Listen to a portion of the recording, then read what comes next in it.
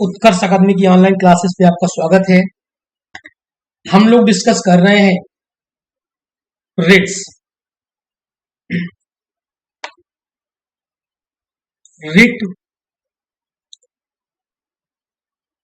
Writ एक तरीके का वो संवैधानिक उपचार है जिसके माध्यम से हमें प्राप्त मूल अधिकारों का संरक्षण किया जाता है। और ये मूल अधिकारों का जो संरक्षण है वो इस रिट के माध्यम से हम किसके द्वारा करवाते हैं, वो बात हम लोगों को यहाँ पर डिस्कस करनी है। बेसिकली अगर हम आपसे बात करें कि हम लोग यहाँ पर किन आर्टिकल को डिस्कस करेंगे, तो यहाँ पर हम लोग आर्टिकल डिस्कस करेंगे 32 और आर्टिकल डिस्कस करेंगे 226। आर्टिकल 226 को हम लोग कंप्लीट डिस्कस यहां पर नहीं करेंगे। इसके द्वारा प्रदत्त वो अधिकार की बात करेंगे जिनके द्वारा रिट इशू की जाती है। रिट इशू क्यों कराई जाती है या ऐसा नियम क्यों बनाया गया, तो संविधान बनाने वालों ने इतना सुव्यवस्थित चीजों को बनाया। अगर हमको अधिकार प्रदान कर दिए जाएं और उन अधिकारों के उपयोग की प्रासंगिकता ही खत्म कर दी जाए, हमें अधिकार दे दिया गया कि हम सभा कर सकते हैं और बाद में उस सभा में बोलने पर हमें अंकुश लगा दिया जाए कि हम ये चीज बोल ही नहीं सकते, तो सभा का महत्व खत्म हो जाता है। तो जो फंडामेंटल राइट्स हमें दिए गए, उन फंडामेंटल राइट्स का हम उपयोग भी कर सकें, उन्हें ऐसा न हो कि उपयोग करते समय हम पर प्रतिबंध लगा दिए जाए, तो उनके उपचार का प्रबंध किया गया रिट के माध्यम से। आर्टिकल 32 संवैधानिक उपचारों के अधिकार के माध्यम से, इसीलिए आर्टिकल 32 को सोल ऑफ इंडियन कॉन्स्टिट्यूशन, भारतीय संविधान की आत्मा या भारतीय संविधान का हृदय कहा जाता है। क्लियर? तो देखो कि रिट आपकी कितनी प्रकार की होती हैं, हम लोग इसके पहले भी डिस्कस कर चुके हैं। रिट आपकी होती है 5 प्रकार की। और रिट इशू कौन कौन कर सकता है, अगर इनकी बात करें, जो रिट होती है ये 2 जगह से जारी होती है, एक सुप्रीम कोर्ट और दूसरा हाई कोर्ट। सुप्रीम कोर्ट जो रिट इशू करता है वो आर्टिकल 32 अनुच्छेद 32 के तहत इशू करता है। अर्थात अगर ये कहा जाए कि सर्वोच्च न्यायालय को किस अनुच्छेद से रिट जारी करने का अधिकार प्राप्त है, तो अनुच्छेद हमारा 32 सुप्रीम कोर्ट को अधिकार देता है कि वो रिट जारी कर सके। हाई कोर्ट रिट जारी करता है, तो हाई कोर्ट रिट जारी करता है किस अधिकार के अंतर्गत, तो आर्टिकल 226 के अंतर्गत जारी करता है। भारतीय संविधान का अनुच्छेद 226 उच्च न्यायालय को यह अधिकार देता है कि अपने जुरिस्डिक्शन एरिया में जहां कहीं पर कुछ ऐसे केस जहां पर मानवाधिकार का उल्लंघन हो रहा हो, या कुछ ऐसे प्रशासनिक कार्य जिसके द्वारा किसी व्यक्तिगत मानवाधिकार का उल्लंघन हो रहा हो, वहां पर वो रिट जारी कर दे। तो रिट इशू करने का अधिकार हाईकोर्ट को प्राप्त होता है अनुच्छेद 226 और सर्वोच्च न्यायालय को अनुच्छेद 32। क्लियर? अब अनुच्छेद 32 तो अपने आप में एक फंडामेंटल राइट है, लेकिन अनुच्छेद 226 फंडामेंटल राइट नहीं है। क्लियर? ये आर्टिकल आपका फंडामेंटल राइट है। दूसरी चीज, जब ये रिट इशू की जाती है तो उनमें से 2 रिट ऐसी हैं। आपकी रिट कितने प्रकार की है? 5 रिट है। 5 में से 3 रिट आपकी जनरली यूज होती हैं और 2 रिट जो होती हैं वो स्पेशली जुडिशियल होती हैं। ये जुडिशियली इशू होती हैं, कोर्ट को इशू की जाती हैं, या क्वासी जुडिशियल बॉडीज को इशू की जाती है, ट्रिब्यूनल को इशू की जाती है। तो ये रिट जो इशू की जाती है, इनका नियम होता है, जो सुप्रीम कोर्ट होता है वो इशू करता है हाई कोर्ट को, और हाई कोर्ट इशू करता है लोअर कोर्ट या डिस्ट्रिक्ट कोर्ट। क्लियर? जो जुडिशियल रिट है वो writ supreme court high court को इशू करता है, हाई कोर्ट लोअर कोर्ट यानी डिस्ट्रिक्ट कोर्ट को इशू करता है। जो आपकी 3 और दूसरी रिट है, ये जनरली पब्लिक ऑफिसेस पे यूज होती हैं, जैसे पब्लिक अथॉरिटी पर यूज की जाती हैं। हैबियस कॉर्पस हो गया, आपकी मैंडेमस हो गई, क्यू वारंटो हो गई। ये रिट आपकी जो होती हैं habeas corpus, mandamus, quo warranto, ये जो रिट होती हैं ये आपकी पब्लिक अथॉरिटी, पब्लिक ऑफिस पे यूज की जाती हैं, इंडिविजुअल प्राइवेट अथॉरिटी पर यूज नहीं की जाती, सिर्फ हैबियस कॉर्पस यूज की जा सकती है। हाँ, जो जुडिशियल होती हैं जैसे कि प्रोहिबिशन और सोसोरारी, ये दो रिट जो होती हैं ये जुडिशियल है, ये जुडिशियल बॉडी या क्वासी जुडिशियल बॉडी को यूज की जाती हैं। उसमें ये फ्रेम यूज किया जाता है, हायरार्की यूज की जाती है कि सुप्रीम कोर्ट हाई कोर्ट को इशू करता है, हाई कोर्ट लोअर कोर्ट यानी डिस्ट्रिक्ट कोर्ट को इशू करता है। क्लियर? तो आर्टिकल 32 सर्वोच्च न्यायालय के लिए और आर्टिकल 226 हाई कोर्ट के लिए। अब हम लोग इसमें आगे बात करते हैं कौन कौन सी रिट होती हैं, कैसे यूज की जाती हैं, क्या इनके उपयोग होते हैं, उनको डिस्कस करते हैं। क्लियर? देखो, आर्टिकल 32 सुप्रीम कोर्ट को अधिकार देता है, सर्वोच्च न्यायालय को अधिकार देता है और वहीं से रिट इशू की जा रही है। हम लोग पहले भी डिस्कस कर चुके हैं कि रिट हमारी कितने प्रकार की होती हैं, 5 प्रकार की होती हैं और जिनमें से पहली रिट है आपकी हैबियस कॉर्पस। तो पहली रिट है आपकी कौन सी हो गई? हैबियस कॉर्पस, बंदी प्रत्यक्षीकरण। बंदी प्रत्यक्षीकरण अर्थात अगर किसी व्यक्ति को इलीगल डिटेन किया गया है, प्रतिबंधित किया गया है, उसे अवरोधित किया गया है, बंदी बनाया गया है, कैसा? इलीगल, लीगली नहीं है, इलीगल है, डिटेन है, तो उसके अगेंस्ट हम जारी करा सकते हैं habeas corpus. Habeas corpus Latin word है, इस शब्द का अर्थ होता है to have the body of, अर्थात सशरीर। क्लियर? सशरीर व्यक्ति को प्रस्तुत करना, to have the body of. It is an order issue by the court to a person. उस व्यक्ति को, जो व्यक्ति उसे डिटेन कर रहा है, अरेस्ट कर रहा है।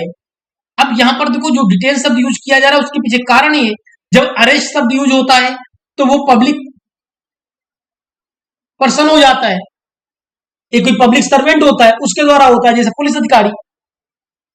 डिटेन यानी उसे बंदी बनाया गया है, another person to produce the body of the latter before it, जारी किया जाता है कि उस व्यक्ति को सशरीर प्रस्तुत करे। जब वो प्रस्तुत करता है तो उससे पूछा जाता है डिटेन का रीजन क्या है। अगर वो रीजन लॉफुल है, लीगली उसने उसको डिटेन कर रखा है, तो उसको जुडिशियल कस्टडी में भेज दिया जाता है, अन्यथा उसे क्या कर दिया जाता है? स्वतंत्र कर दिया जाता है, मुक्त कर दिया जाता है। ये रिट एक ऐसी रिट है जो इंडिविजुअल, प्राइवेट अथॉरिटी के लिए भी जारी की जा सकती है और पब्लिक सर्वेंट या पब्लिक अथॉरिटी के लिए भी जारी की जाएगी। इंडिविजुअल और प्राइवेट के लिए भी जारी की जा सकती है habeas corpus. This writ is a bulwark of individual liberty against arbitrary detention. अगर किसी व्यक्ति को अनैतिक रूप से प्रतिबंधित बनाया गया है तो उसके रूप में यह व्यक्ति की इंडिविजुअल व्यक्तिगत स्वतंत्रता को बचाव करती है, को प्रोटेक्ट करती है, उसकी स्वतंत्रता को मेंटेन करती है हैबियस कॉर्पस। क्लियर? किसी भी व्यक्ति को अरेस्ट करने पर विदिन अ 24 आवर उसे मजिस्ट्रेट के सम्मुख पेश करना होता है। पहले इस 24 घंटे में आने जाने का समय भी शामिल था, लेकिन अब उसको अलग कर दिया गया है। आने जाने के समय को 24 घंटे में कैलकुलेट नहीं किया जाता। Habeas corpus can be issue against public authority and individual, दोनों के अगेंस्ट इसको जारी किया जा सकता है। तो यह बंदी प्रत्यक्षीकरण, जिसका अर्थ होता है to have the body of, यानी सशरीर व्यक्ति को प्रस्तुत करना। क्लियर? बात समझ में आई? हैबियस कॉर्पस, बंदी प्रत्यक्षीकरण। Next, mandamus. मैंडमस की हिंदी होती है परमादेश। मैंडमस की हिंदी होती है परमादेश। वी कमांड, हम आदेश देते हैं। It is issued by the court to a public official. देखो यहां पर एक शब्द लग गया, कोर्ट टू अ पब्लिक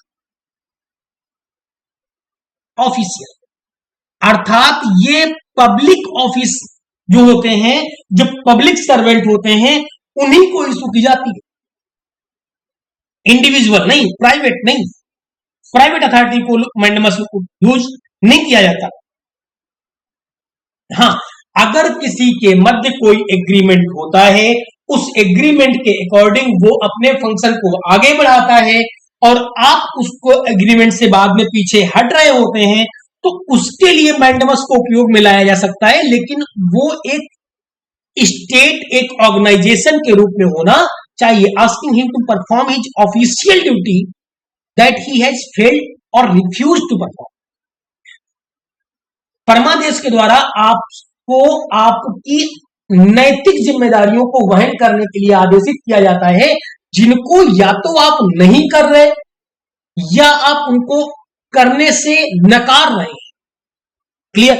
तब जारी किया जाता है परमादेश, कोर्ट जारी करता है।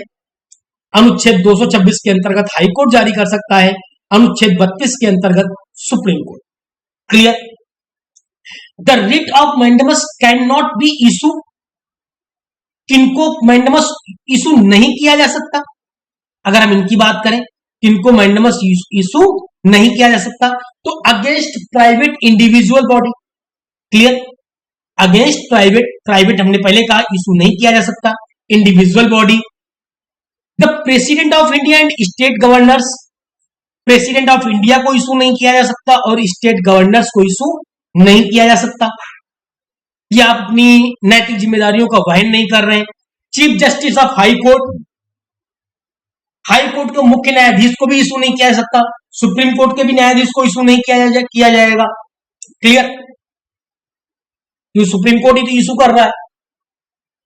Next, prohibition, to forbid, to forbid, prohibition इसकी हिंदी है प्रतिषेध।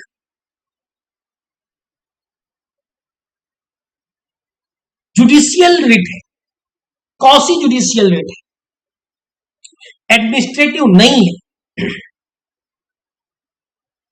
ये एक तरीके की प्रिवेंटिव रिट है, क्यूरेटिव नहीं है, प्रिवेंटिव रिट है। ये प्रिवेंट करती है, एरिया प्रतिबंधित करती है। हायर कोर्ट इशू करता है लोअर कोर्ट को, it is issued by higher court to a lower court और tribunal to prevent the latter from exceeding its jurisdiction or usurping jurisdiction that it does not possess. ये prevent करती है, ये बताती है कि आप अपने जुरिस्डिक्शन से बाहर जाके काम कर रहे हैं, आप अपने न्याय क्षेत्र से बाहर जाके काम कर रहे हैं, आप जिस विषय पे सुनवाई कर रहे हैं वो विषय आपके न्याय क्षेत्र का है ही नहीं। क्लियर? या कुछ गलत हो रहा है तो प्रतिषेध ड्यूरिंग केस। क्लियर? ये ड्यूरिंग केस होता है, जिस समय आपका केस चल रहा होता है उस समय प्रतिषेध का उपयोग किया जाता है, क्योंकि ये प्रिवेंटिव रिट है। क्लियर? और इसको लोअर कोर्ट को हायर कोर्ट इशू करता है। Note, it is available against judicial and quasi judicial authority. हम लोगों ने पहले आपसे बोला ये जुडिशियल है और कॉसी जुडिशियल है, नॉन जुडिशियल नहीं है। It is not available against administrative authority, प्रशासनिक अथॉरिटी नहीं है। Legislative bodies and private individual को जारी नहीं किया जा सकता। क्लियर? तो प्रोहिबिशन। नेक्स्ट, ससुरारी। देखो, प्रोहिबिशन और ससुरारी को दोनों को एक साथ समझना बहुत जरूरी है। टू बी सर्टिफाइड, ससुरारी का अर्थ क्या है? To be certified,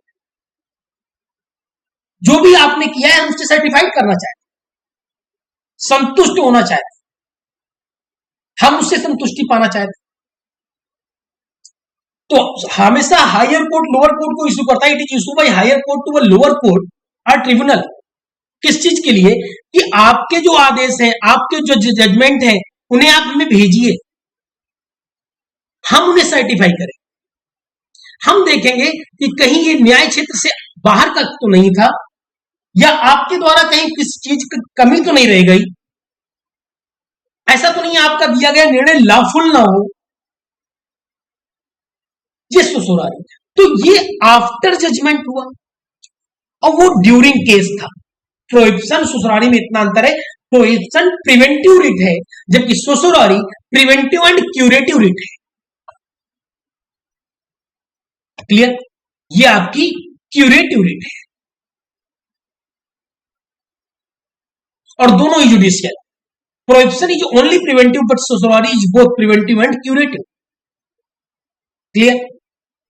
next, quo warranto. Quo warranto यानी कि अधिकार पक्षा। क्यू वारंटो का मतलब अधिकार पक्षा। शब्द से ही अर्थ क्लियर होता है, अधिकार पक्षा। किस अधिकार से? बाय व्हाट अथॉरिटी और वारंट, किस अधिकार से? It is issued by the court to inquiry into the legality of claim of a person to a public office. ये कोर्ट के द्वारा किसी भी डिपार्टमेंट को जारी किया जा सकता है कि आपके द्वारा किए गए प्रक्रिया में जो व्यक्ति ए है, जो व्यक्ति ए है वो सेलेक्ट हुआ, क्या उसमें एग्जाम क्लियर किया, इंटरव्यू क्लियर किया, क्या स्कोर रहा, रैंक क्या रही, चॉइस फिलिंग क्या थी, किस बेस पे इसको ये पद दिया गया, सही है या गलत। अगर उसमें कोई भी दुविधा है तो कोर्ट क्यू वारंटो जारी करके उस डिपार्टमेंट से उसको क्लेरिफाई कर सकता है या उस व्यक्ति को जारी करके पूछ सकता है कि आपने इस ऑफिस को किस अधिकार से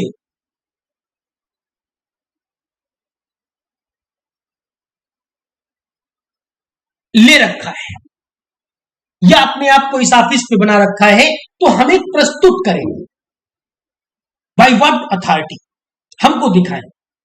और यदि कोर्ट सही पाता है तो ठीक है, अगर कोर्ट गलत पाता है तो वहीं से उस व्यक्ति की अथॉरिटी शून्य हो जाती है और अब तक के नियम पर, पेमेंट पर वो रिकवरी बिठा सकता है, जेल भेज सकता है। ये क्यू वारंट है। क्लियर? तो यहां पर बात क्यू वारंटो की हुई। इसके पहले हम लोगों ने देखा ससुरारी, फिर हमने देखा आपका प्रोहिबिशन। प्रोहिबिशन में एक एरिया लॉ नेचर को बेस करता है, जबकि ससुरारी में जजमेंट को सर्टिफाई करता है, सही है, लॉफुल है कि नहीं है, अननेचुरल तो नहीं है, ऐसा तो नहीं है नेचुरल लॉ को फॉलो नहीं कर रहा।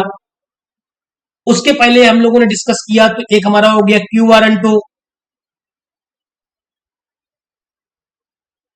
उसके पहले हमारा हो गया ससुरारी, उसके पहले हमारा हो गया प्रोहिबिशन, प्रोहिबिशन के पहले हमारा हो गया मैंडमस।